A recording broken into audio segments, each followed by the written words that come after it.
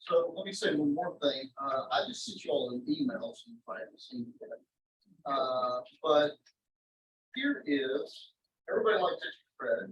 So here's a way to get a little bit of extra credit. Anytime between now and up to the second exam, which is up to 26, just come by my office and say, hey, Jim, I want to do the assessment. I want to get the assessment credit.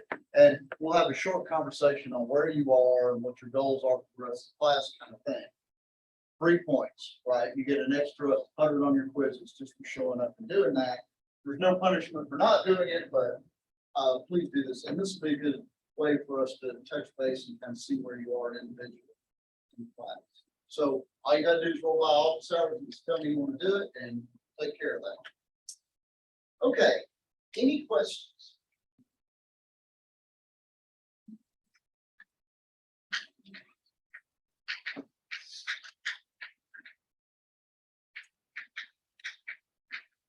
So I want to show you a famous rule called Cramer's rule, and this is used in applications. Actually, if you program computers to solve linear systems, this is one reasonable way to do it, I guess.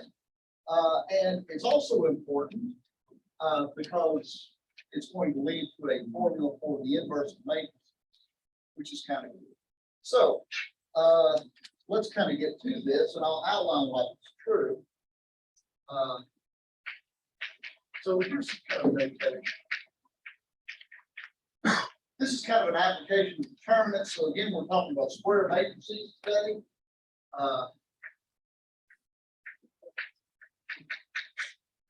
So here we have A is an n by n matrix, and B is your favorite n by 1 vector.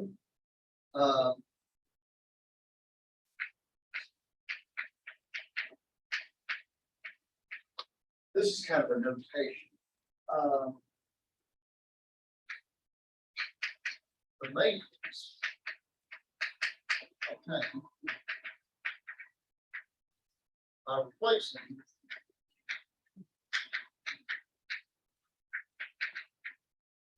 I column.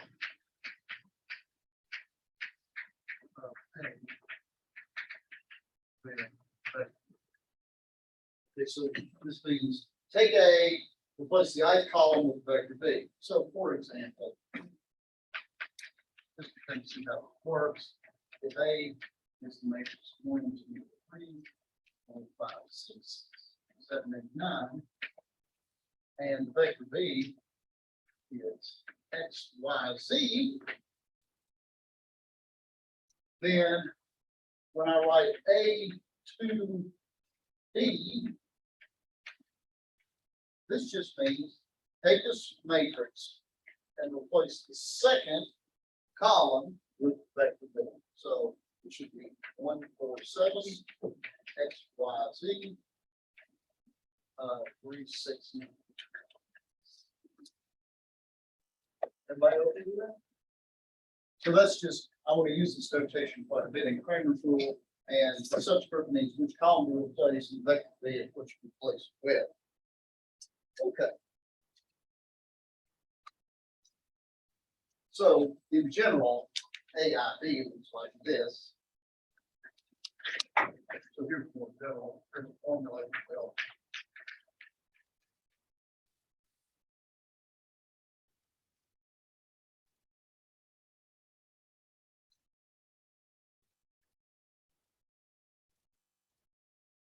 So if I write my matrix this way, if we're using column vectors, right, then A, I, B is just A1, A2, A minus 1, B, A minus 1.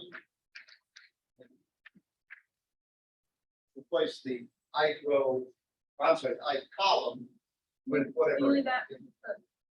What's it? Oh, I'm sorry.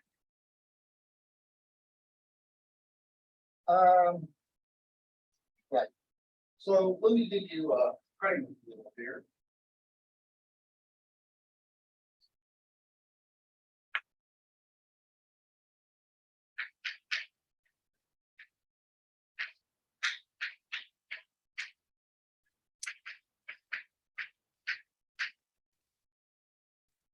Okay, here's what Cramer says. And this is really neat in the sense that it collapses things to a formula. But I'll ask you once I write the Cramer rule down, I'll ask you to see if somebody can give me a practical criticism. Suppose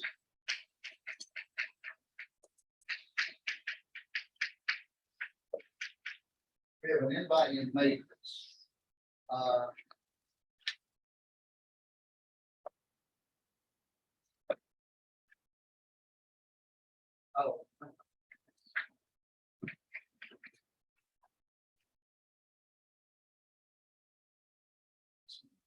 Suppose A is an n by n matrix and is invertible. I need this to be an invertible matrix. Then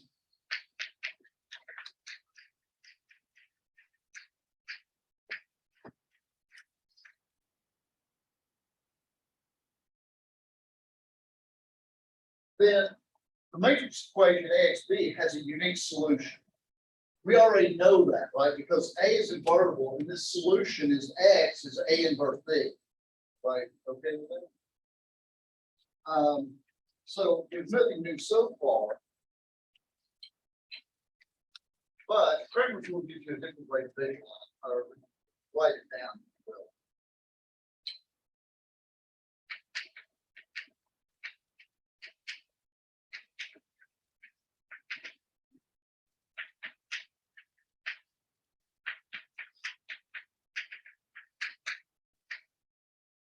Now, this solution consists of a vector. Again, no surprises.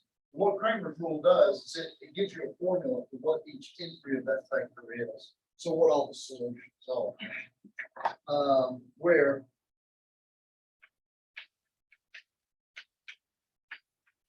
the ith entry of this vector is equal to the determinant of A being all divided by the.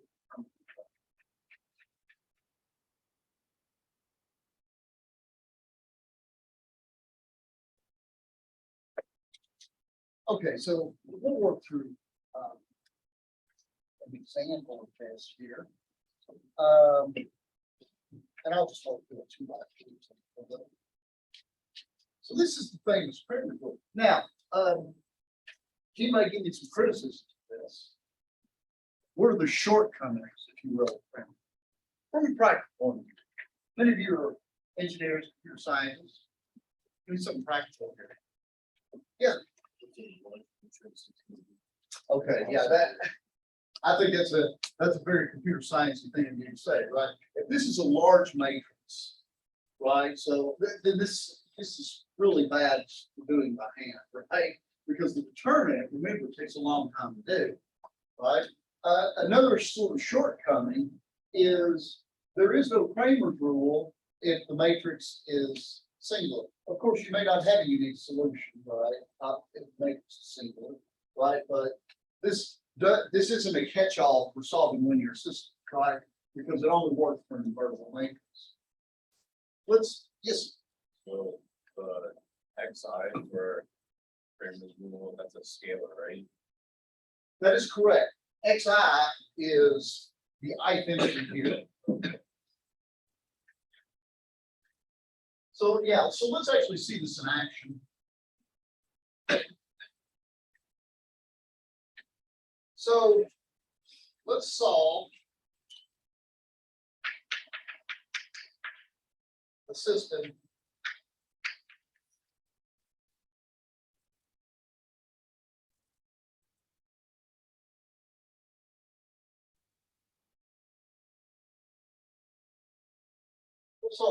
equation. Now, the first thing that you might criticize me about, and I would have to take your slings and arrows because you'd be right, is why the heck would you do Cramer's rule on this, right? Because it's just 2 variables to unknowns. We've got other ways to do this, and this is true, right?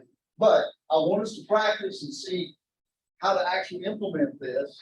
And an advantage of Cramer's rule is if you do like programming computers, this is something that you can just tell a computer to do, right? Whereas with our other techniques, what do we have to do? We have to row reduce, or we have to solve for one variables, or whatever. This is something that you can even get a computer, right? It's very kind of simple minded, right? It's formal. So let's give this a shot here.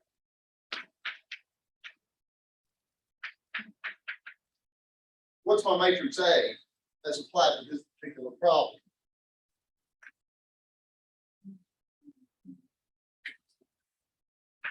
Looks to me like it's what, 3 minus 4, 4, 5. Right? And if we want to implement Cramer's rule, what's the B vector for this particular example? Agreed.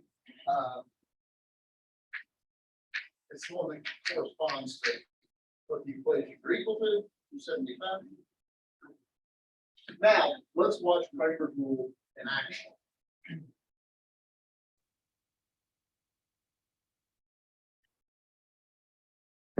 So, let's get. Well,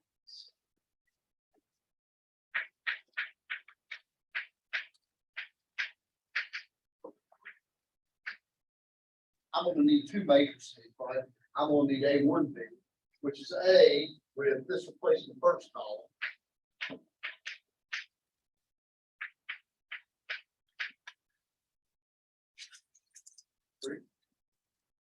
I'm going to need A2B,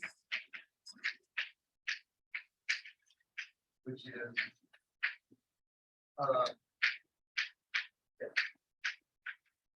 with this column replacing the second column, right? And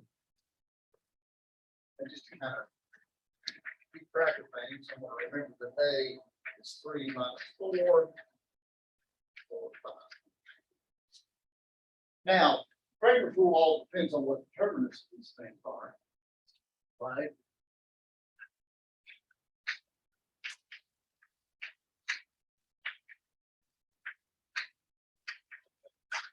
All right, so what's the determinant of A1B?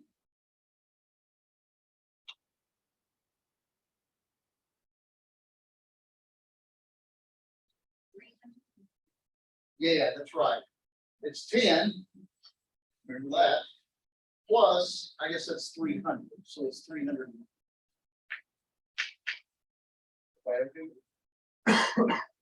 What's the determinant of A2B? Oh, you're already on. Right. It's I guess it's 225, right? Minus 8, which is 217.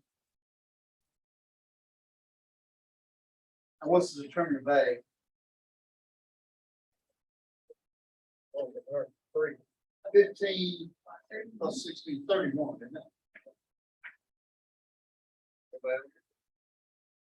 So now Cramer's rule tells us that X1 is determinant of A1B over determinant of A. So it should be 10. And it says this should be determinant of A2B over determinant of A. And that should be 217 over 31, 7. And of course, you can check this, right? 30 minus 28 is 2, and 2 and 7 is 40, 35 seconds. So, 4. Any questions?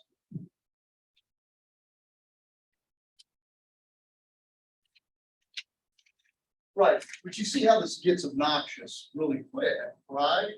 Because, for example, notice I did, what did I do? I did a system with 2 variables and 2 unknowns, right? So I had to do a bunch of 2 by 2 determinants. And I think everybody would agree that for us human beings, it took us longer to do Cramer's rule this way than it would have been if I just, hit and quit it on that and went real quick. Now, what if you have like a 3 by 3 matrix? That's even more obnoxious, isn't it, right? Because now you're going to have to figure out you're going to have to figure out 4 3 by 3 determinants. A, A1B, A2B, A3B, right? And then take all their quotients to figure out the answer. So why am I wasting time with right? I mean, well, first of all, it's because it can be programmed into a machine. And second of all, here's an application of Cramer tool. And this is a very important one, actually.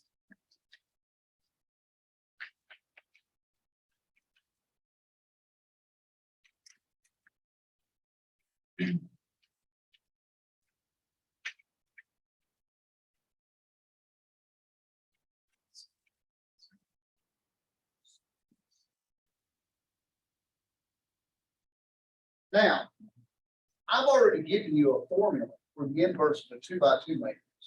Y'all remember that? Right? You divide by the determinant, you did some kind of switcheroo. I always have a hard time keeping that straight in my mind, right? Cramer's rule will allow us to get a formula for any n by n matrix determinant. And I'm going to figure this out, and then I'm going to use it to rederive the 2x2 inverse. So, here's our goal. Find a formula for a inverse. Assume determinant of A is not zero. Because if the determinant of A is zero, then there is no inverse, right? It's a singular matrix. Okay, so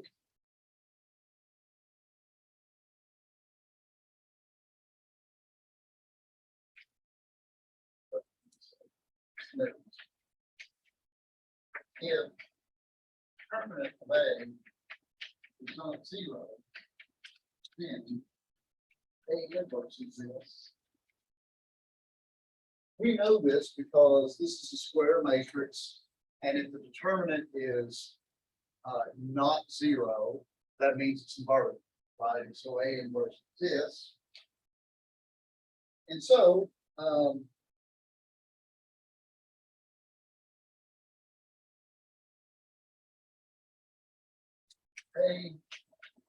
inverse is IN. So let me point out this right here. If you look at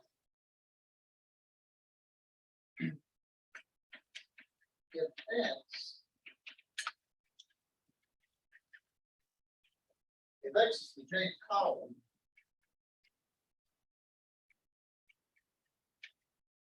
of A inverse, then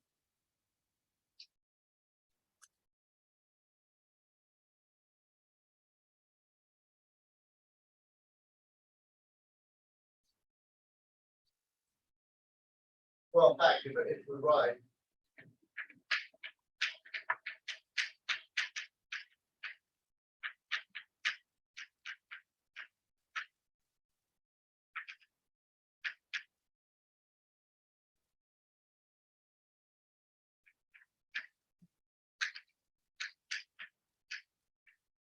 actually, this word,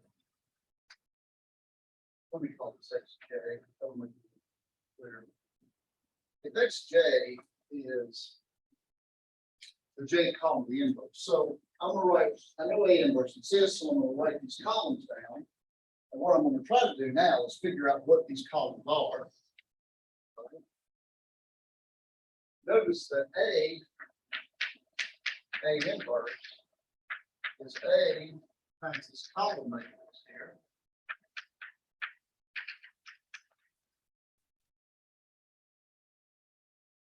And this is the identity.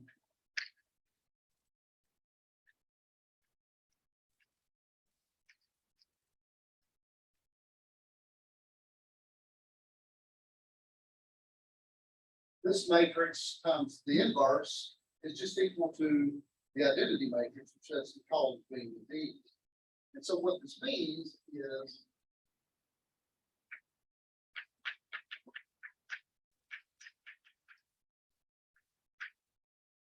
I'll multiply this out.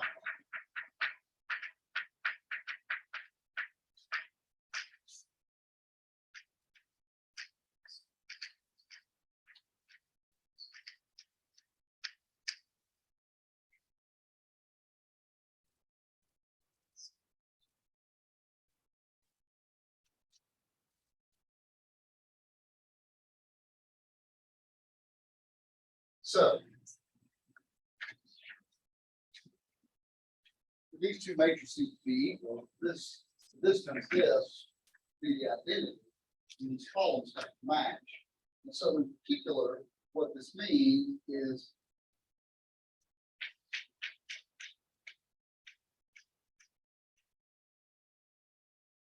AXJ. So the J column here has to be the same as the J column.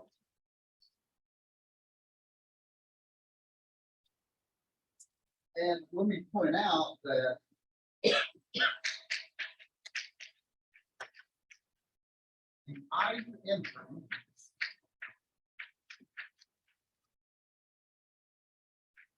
of XJ is the IJ entry of the inverse.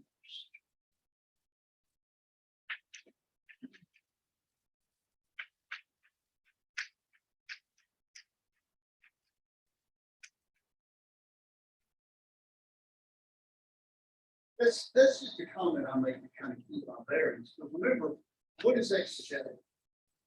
XJ is just the J column, it's just J columns over in the inverse, because this matrix right here is A inverse.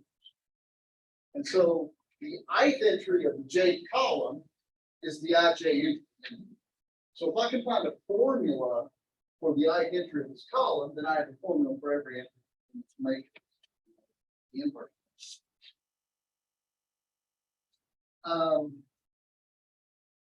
Right. So to this end,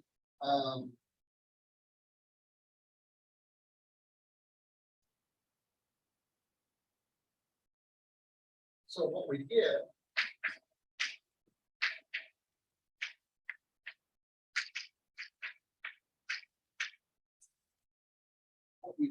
is xi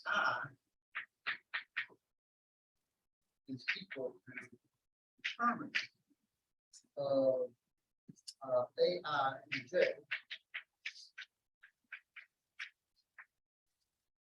over the determinant of A.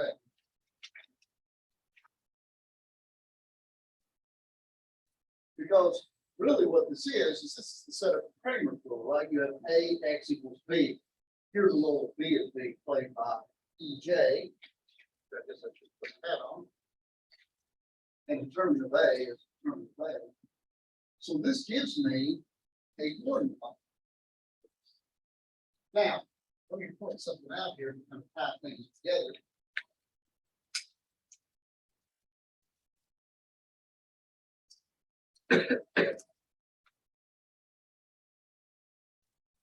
And this is J entry. The inverse. So I'm going to tie this together with some stuff that we've seen before. Cofactor expand the matrix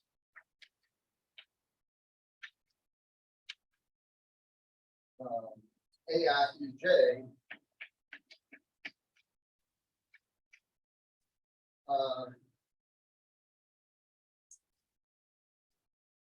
down column I.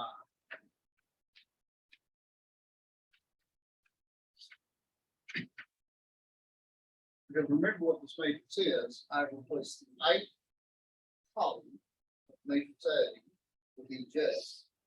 And if I cofactor down, so remember EJ has all zeros in it, except for at the J position. And so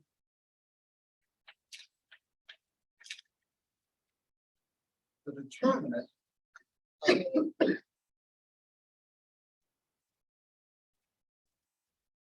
AI to J is equal to -1. Now, what position is this at? This is at I plus J power. And it is times the determinant of what you get when you remove from A the J row in the ith column. If you remember, we're expanding down, I call them the one that has mostly, one that has mostly zeros in it. Anybody remember what this is? Isn't it the column form that is permanent? Like if you select the column row? This is the cofactor, J. Right? Because remember, it's -1, the alpha shape, determinant AJI, it's the cofactor. Yeah. Remember, this is the number that's the determinant of this distribution. And so what we did is, so this XI we have over here is actually equal to CJI over the determinant, right? And so I've got all the entries now. So I can tell you what the inverse of this matrix is.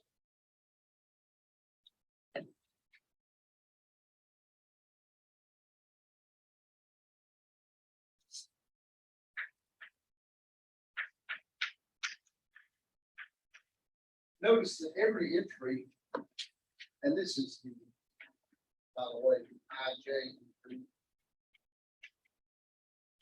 of the inverse. Notice that every element, every entry of the inverse is divisible by determinant of A. So I'm going to just pull this all out.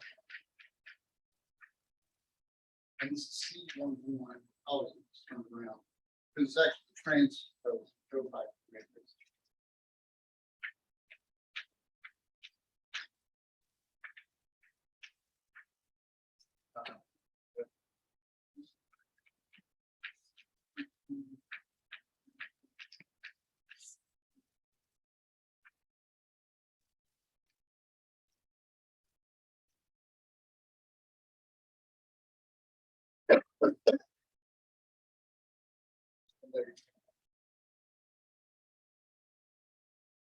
This is a formula for the determinant. Now, it's a little less than satisfying because the thing that's obnoxious about this is the fact that each of these CIs are exact or are determinants as well. So that's a lot of determinants you have to figure out. But this is a nice compact way to write. And let me point out something else. The matrix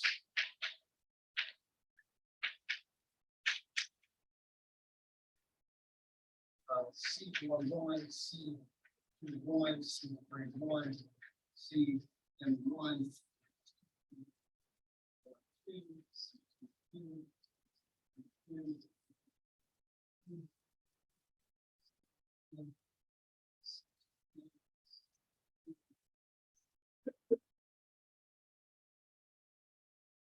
this is called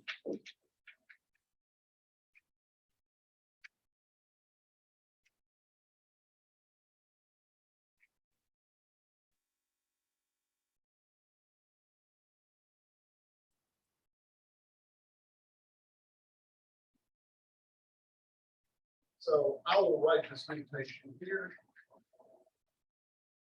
This is called the classical adjoint. So what you do to take the to get the classical adjoint of A, you take the original matrix, compute the cofactors, and you're sort of doing it like a transpose, right? So notice the opposite. Okay, so let me give you an application of this.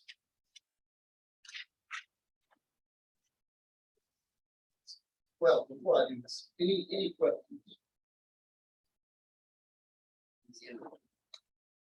Okay, so here's an example.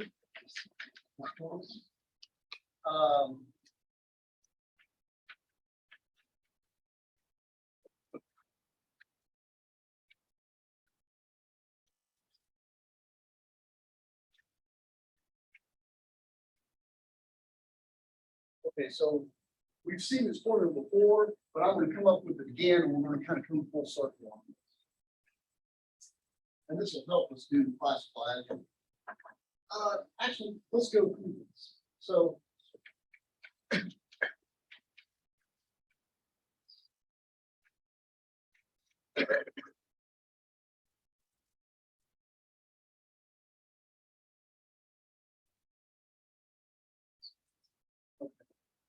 let's fill in the blanks here.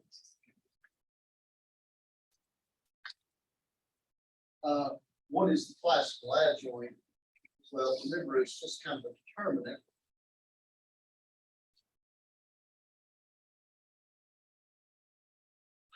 Okay, so C11 is -1, the 1 plus 1 times the determinant of the 1-by-1 matrix C22.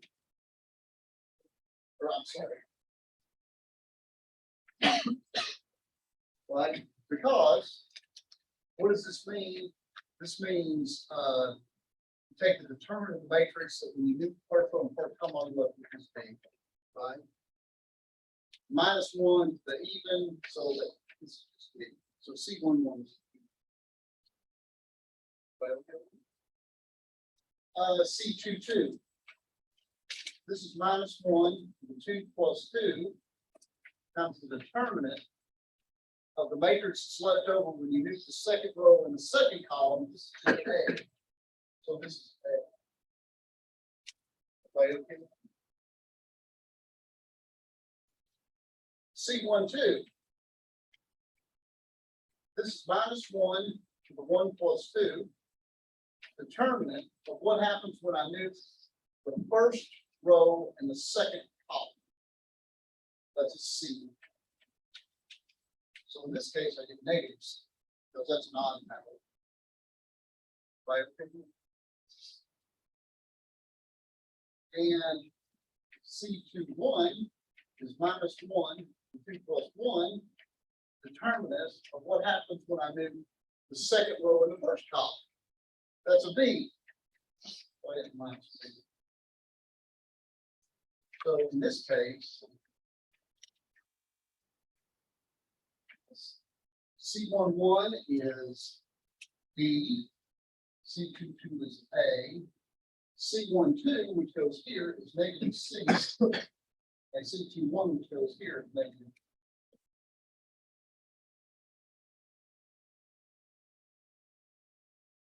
And this is the old form.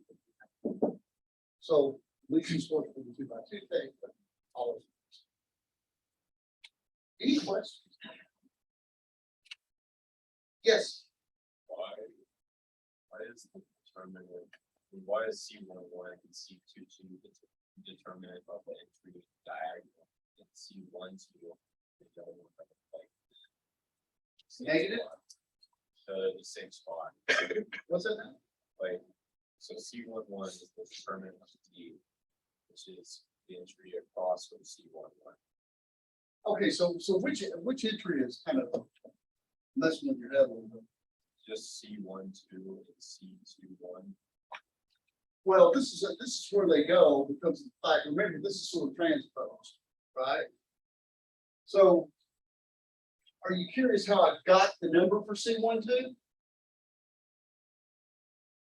So remember, when you do the cofactor, there's always that factor of -1 to the power, 1 plus 2 in this case. So that's where the negative comes from, right?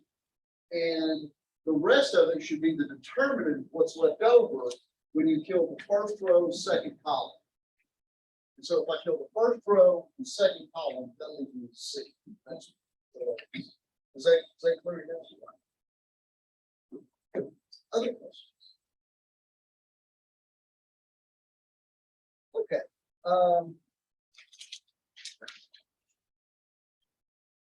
Now I'm going to give you another bit here.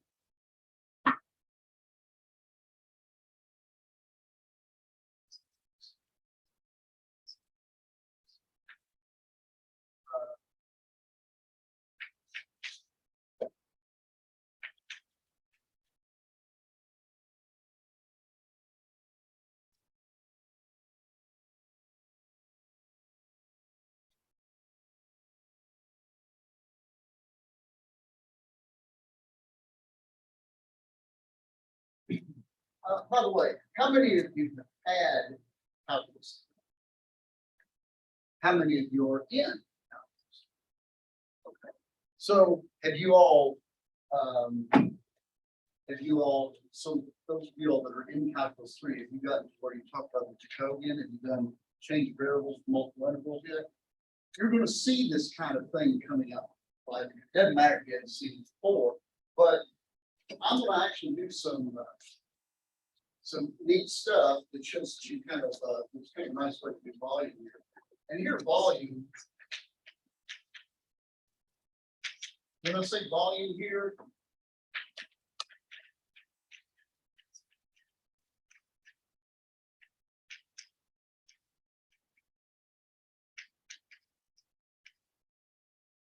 what I mean by, I'm gonna use our volume inclusively in the following sense. When you think volume, you think free space, right? Like gallons or cubic feet or something like that, right? What do you suppose I mean when I say volume of a two-dimensional object? Area, right? Volume of a one-dimensional object is just length, right? So, and you can actually do volume for any dimension. In fact, one of the things, if you're in Calc 3, here's kind of a fun thing. You could actually do this in Calc 2. Clever enough to do it, but see if you can figure out what is so what is the area of the circle if its radius is r? R squared. Okay. What is the area of the circle if it's one dimension?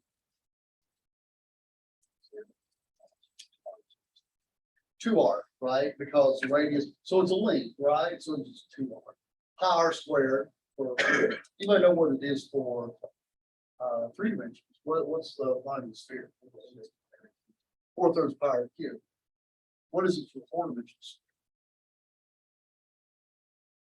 It's actually pi squared over 2 times r to the 4. You can actually build anything you want doing this, and this is actually useful for this kind of. So the first thing that I would like to point out is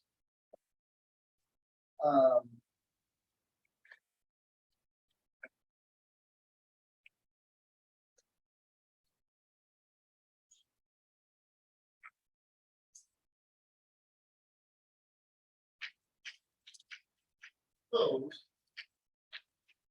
start.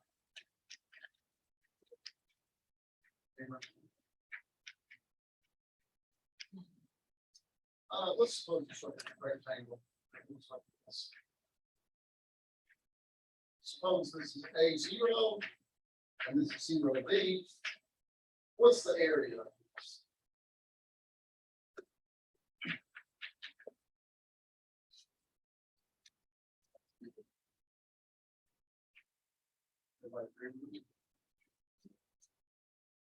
What happens if you lengthen B to what happens if you scale this?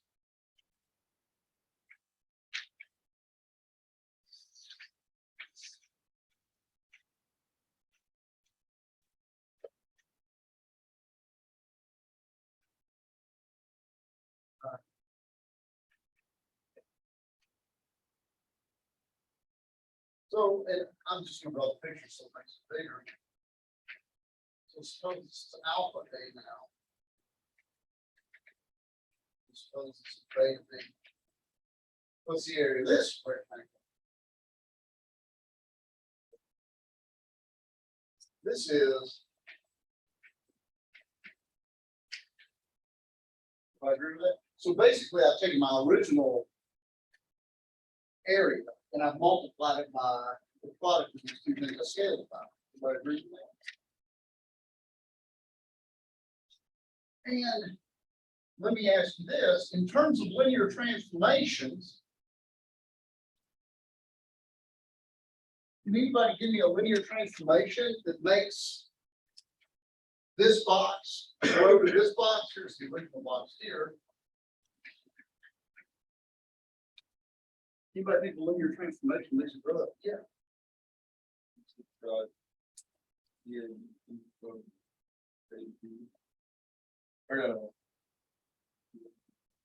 So let me ask you this: what did you do to the? Actually, I got my A and B mixed up with my, I'm sorry, it's with A, alpha A, and D, beta B. That's consistent anyway. What did I do? Yes, Well, in the sense that there's every two words in this, would multiply by. Alpha, to multiply by. The, by term, and then. I mean, X. So it's more or less than your scale. good.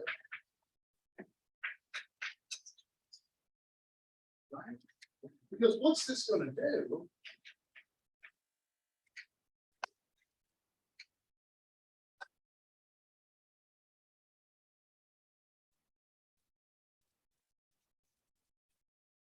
This just grows you alpha in the X direction and beta in the Y direction. So it stretches the ceiling and it stretches the wall, right? Bigger rectangle. By the way, this new fancy matrix, I'm feeling very good about myself because I got my matrix up there. What is the determinant of my matrix? It's multiplying x by alpha beta. So notice what happens here in this example.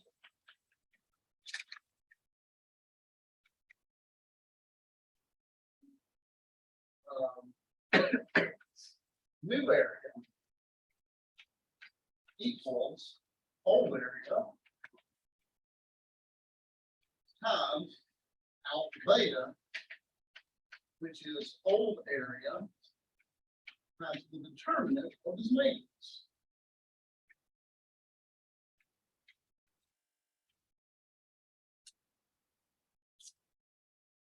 And this actually persists. And I'm not going to go through a super hardcore proof of this, but I'm going to, at least I'm going to give you kind of a little help as anything. Now, no.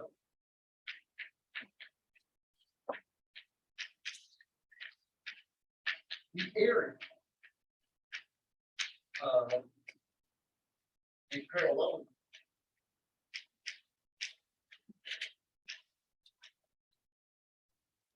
determined by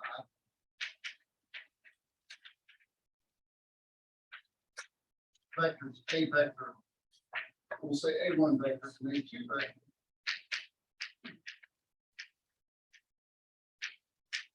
as area of parallelogram determined by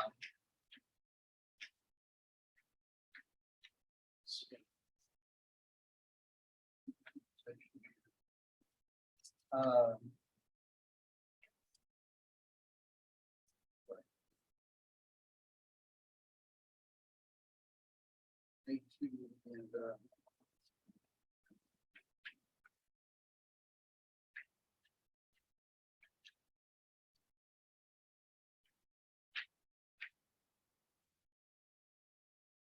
so in other words, if I take the parallelogram determined by A1 and A2, that's the same area as A1 and A2 plus C A1.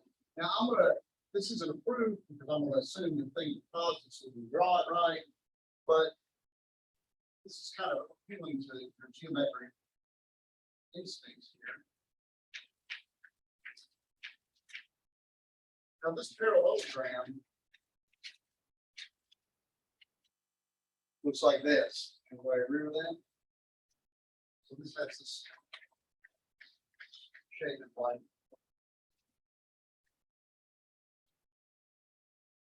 Okay. Now, why is this the same? Well, let's suppose we lengthen this vector. This is now say C1. Now, what is A2 plus CA1? It's actually say 2 parallelogram.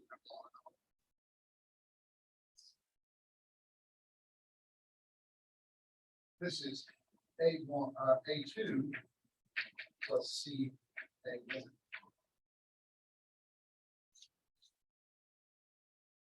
So what is the area of the parallelogram determined by this yellow one and the original white one? See, I've got to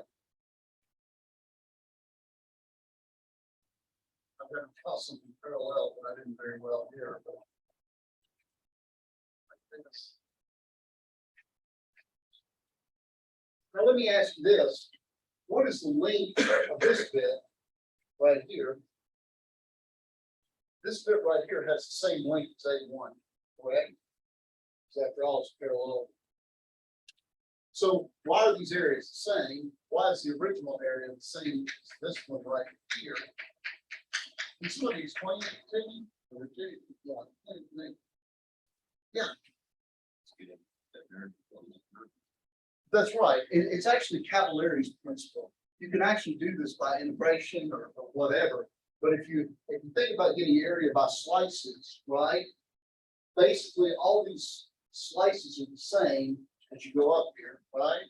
And these slices are the same as well. It's basically like this is a deck of cards, and you just kind of stretched it out because the width at every point is the same. Everybody agree with that? The width here, and even though I drew this rather crackly, the width here corresponds to the same width across here. So basically, you integrate these lengths here, you get this area, you integrate these lengths here, and the limits are the same because the heights are the same. So you get the same area. There are other techniques. You can actually do this more like analytic geometry, like the coordinates kind of prove it's the same area.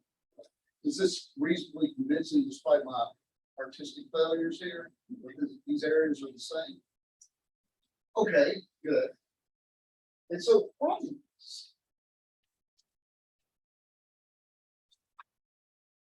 notice if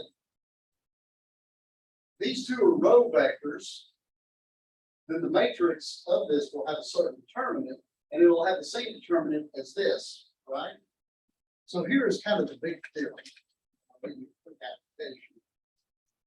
Theorem. And again, I'm using my implicit volume here.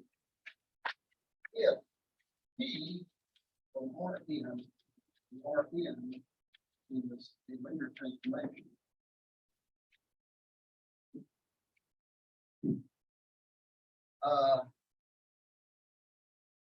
Such that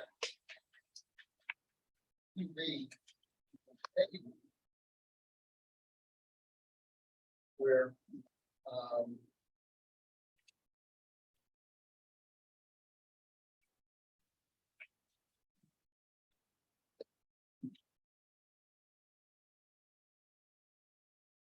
if S is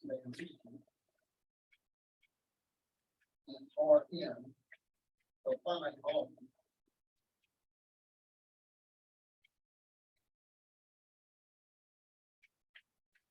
V of S. So this is my notation here means V of S means the volume of that region. So this is just some finite number that we've measured volume of the region. Then the volume of the region under this linear transformation in Rn is equal to the volume of S times the absolute value of the determinant of that.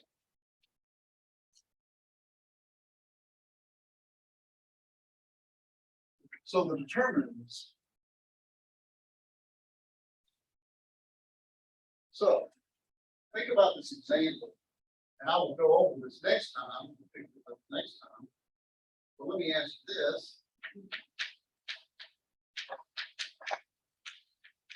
This is a rather common Calc 2 problem.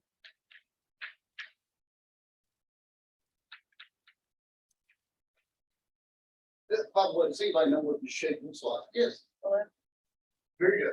This is a ellipse that looks like this.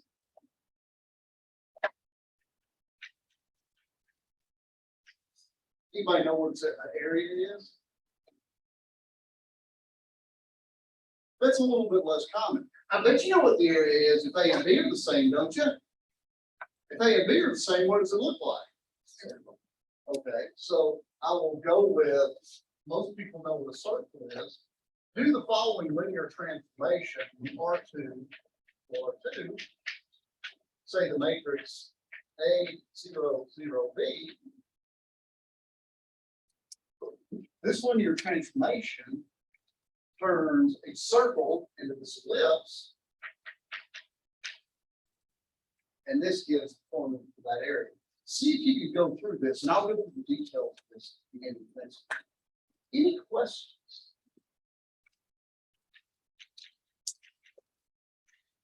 Any questions? All right, well, y'all have a good one, and we will see you on Friday.